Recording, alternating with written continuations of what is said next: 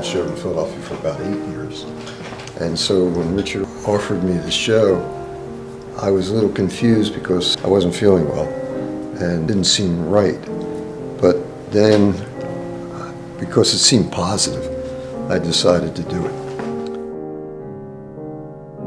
The wonderful abstract artist, Murray Dessner, was one of my favorite teachers at the Pennsylvania Academy. His critiques were always incisive and compassionate. In other words, he would make you see how you were screwing up, but you felt good afterwards. Hello, my name is Al Gurry. I'm chair of the painting program at the Pennsylvania Academy of the Fine Arts. And Murray Dessner is a beloved faculty member in our program, and I'm very glad to be here to see his work today. Murray has an interesting mix of elements that I think are loved and respected by so many people. On the one hand, his work is very coloristic. It's about atmosphere, reflections of color, interactions of color, the whole history and tradition of the earliest Impressionists all the way up to Rothko and modern painters of color. But on the other hand, Murray is a very spiritual man, and his paintings are not just, to me, about the formalism of painting and color. They're also about spirit, transcendence, the inner life of this man, the inner life that's also universal. His spiritual nature is very much a part of his critiquing of students, where he talks about what it means to be an artist, what it means to transcend the difficulties of life.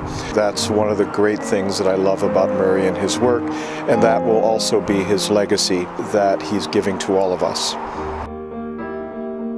Because of health problems, Murray couldn't actually attend his own opening. So I walked over to his home to talk to him and show him some video I shot of his show. And then the locks isn't bad either. Good color. This is a Jewish house here. Sort of, half and half. The love of his life is his wife, Linda. She has a commitment and responsibility, and she's courageous. She has a courage about her. That's really. How long have you been married? 27 wonderful years, and I can't imagine my life without her. Can't imagine what it would be. I mean, it would exist, of course, but it's so amazing with her.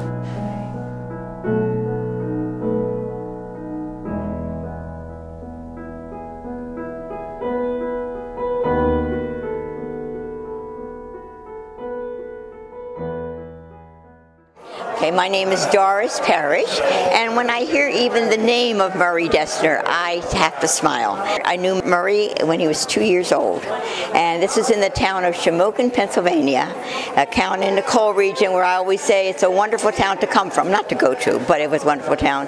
And he came there to live with his aunt and uncle because his mother was deceased, and his father wasn't able to handle, he and his brother at that time was a lot of trauma naturally.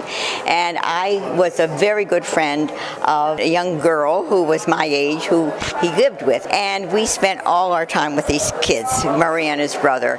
And I must tell you, from day one, Murray showed the charm and personality that he has today. And it's wonderful when I look at his artwork because it's so colorful and so full of life. Shamokin was a deadly town. I mean, it was somber, it was gray, it wasn't a very pretty town, and yet he came up with all this magnificent color. I will be proud of him to my dying day.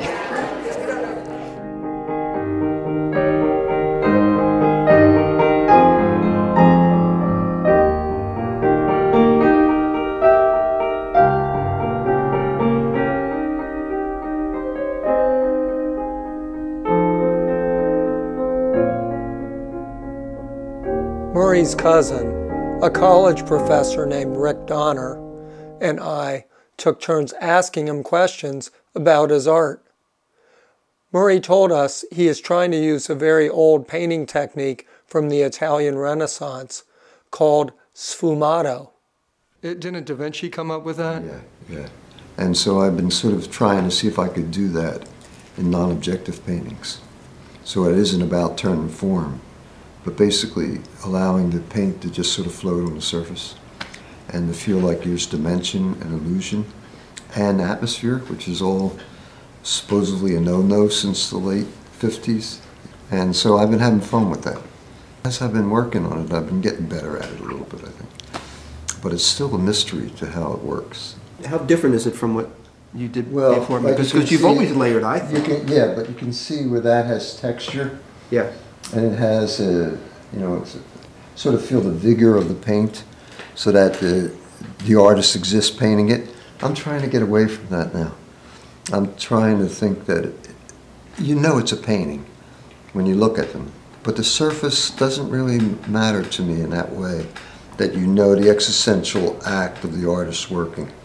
For me, it's more now, how wonderful can I get it that you just want to look at it. You just want to look at it. And once you look at it, then you can start thinking about where that world is, what place it is, what you want to think about it. That world has got a bottom and a top and sides, whether you realize it or not. So I don't like the idea that they're abstract paintings. To me, they're not. They're kind of real, and they should exist in that reality to you. But then you can go wherever you want with them. And I'm after the sublime, obviously, and they're very romantic, which is an Academy hang-up, but I like that. Do you see them as relating to landscape? No. I see them as relating to nature. And I don't know what that means, truly nature, except that it encompasses us. So the idea that you can feel that you're in space and there's bottoms and tops and sides makes you feel situated. So you can feel that you can take your time and look at them. And in the light is where the remains are. That's like where the narrative is. It's all about the light, really. And that's what I've been searching for. Can I do a non-objective painting with a bullboard impact that contains light that allow you to keep looking at it? Yeah, that's what I meant when I said I would like to have Veronese pause to look at it. I don't see you as very ego-driven. No, I'm journey-driven. Journey-driven. So you just go to work every day and you have confidence that somehow you're part of this. Well, it's the journey. That's sort of the weird part about realizing now that the Shakespeare comes into it. That, you know, we're poor players that fret and strut about a stage and then are gone no more. And that's for everybody, you know. And so the journey does end. The journey's going to end. And so you just journey, you know. Yeah. And working at it, no matter what you work at, like I'm sure Janet feels that now, by working at it you get so much better. More ideas come. Just by working at it. Just by working, yeah, just by right. working at it.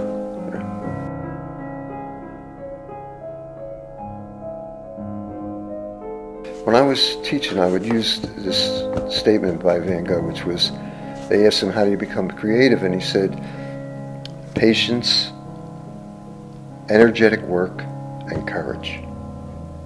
And I kept thinking that was something you tell students. But I realize now it's something you should always keep telling yourself. Whoops, excuse me. That's a... Ode to Joy? Yeah.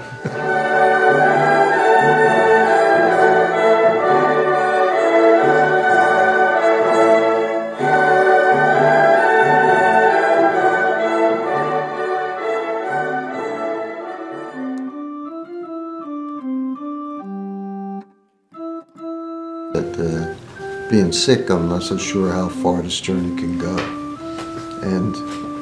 But it's been wonderful.